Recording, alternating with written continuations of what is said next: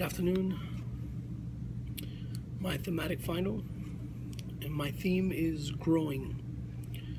Growing through bullies, appreciation of family, and learning to create a better future for me and my family. Now, this is a journey that begins with a story about bullies and how they have made an impression in my life. Next, I will be performing a dramatic scene that expresses the importance of family and their heirlooms. And for my last selection, I will be presenting a poem that expresses my plans to better myself through education.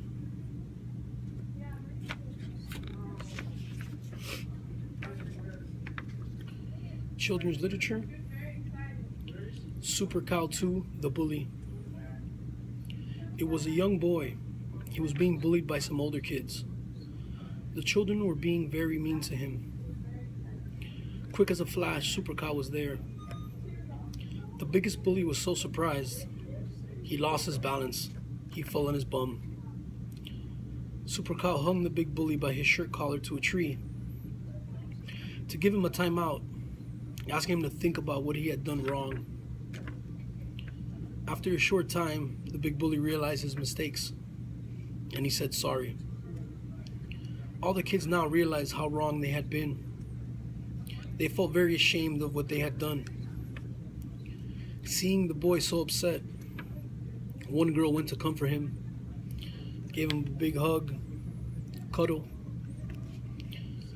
The big bully realized how wrong he had been, and he promised to never be mean to anyone ever again. Super Cow let the big bully down, seeing all his work was done, and he flew away to save the day somewhere else. Now, the drama behind myself defending myself was hard to handle as a young boy, trying to resolve or confront the problem head on instead of asking for help. You know, even though my mom was a teacher at the school, I couldn't tell anyone because I didn't want to get her in trouble. I thought there was no one that could help me battle the two biggest bullies in the 4th grade. Never being helped out of any bullying situation, and always having to be self-sufficient and step into the fire. You know, it was a big step for me. Looking back, it reminds me of my next selection, a scene from Pulp Fiction. In the scene, a friend of the family tells the young son the story of his father who had died in a POW camp. Second piece, Pulp Fiction, Captain Kangaroo Watch. Quick scenario, it's California, 1972. Mom is about 35 years old. She's standing in the doorway leading to the room.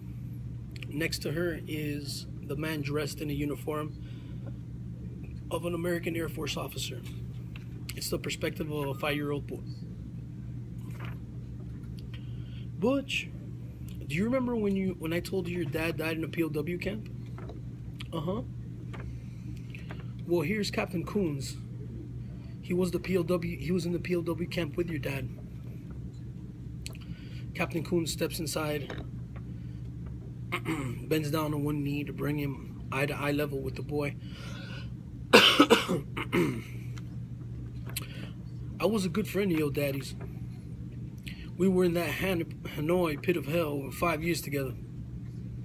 Hopefully you'll never have to experience this for yourself. But when we were two men in a situation like me and your daddy were, for as long as we were, you take on certain responsibilities of the other. If it had been me who had not made it, Major Coolidge would be talking to my son Jim right now.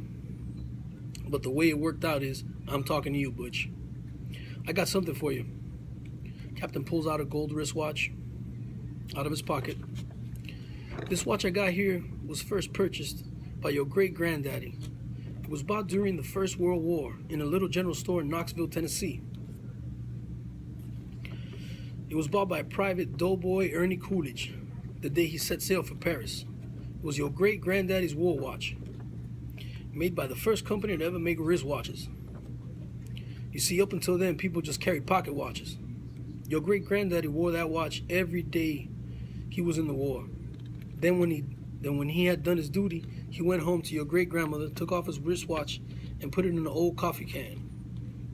And in that can it stayed till your grandfather Dane Coolidge was called upon by his country to go serve overseas and fight the Germans. Once again, this time they called it World War II. Your great granddaddy gave it to your grandfather for good luck. Unfortunately, Dane's luck wasn't as good as your old man's. Your granddad was a Marine, and he was killed with all the other Marines at the Battle of Wake Island. Your granddad was facing death, and he knew it. None of those boys had any illusions about ever leaving that island alive. So 3 days before the Japanese took the island, your 22-year-old grandfather asked a gunner on the Air Force transport named Wanaki, a man he had never met before, to deliver his infant son, who he had never seen in the flesh, his gold watch. 3 days later, your grandfather was dead, but Wanaki kept his word.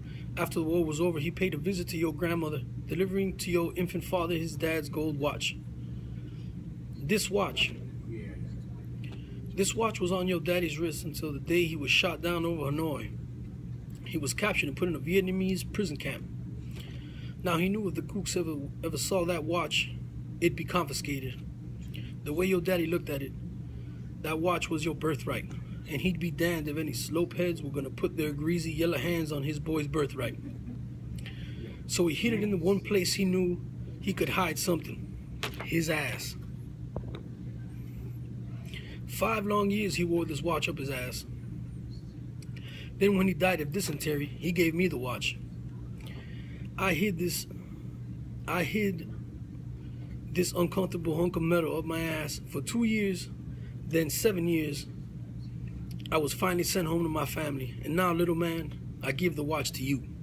Captain Coolidge hands Butch the watch and frame out. Now, this piece explains the severity of going through the pain of surviving at all costs. The struggle to fight without knowing you're going to make it.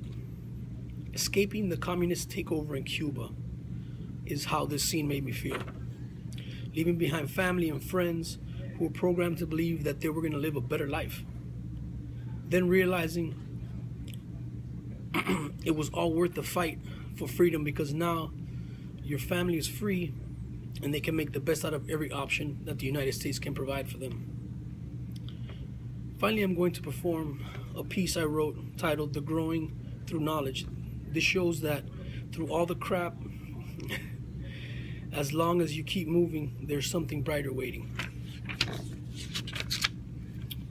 The growing through knowledge. A beautiful way of life. Having everything you need and want. Forced into a new, better way of life. Communism. Fighting for survival. Losing it all. Escaping the tyranny. A way out of programming. Knowledge, awareness. Reaching a new land. Opportunity. The land of the free. The growing from education. The freedom of choice. Progression of knowledge. A new generation. The life you always dreamed of. A happy family. Thank you.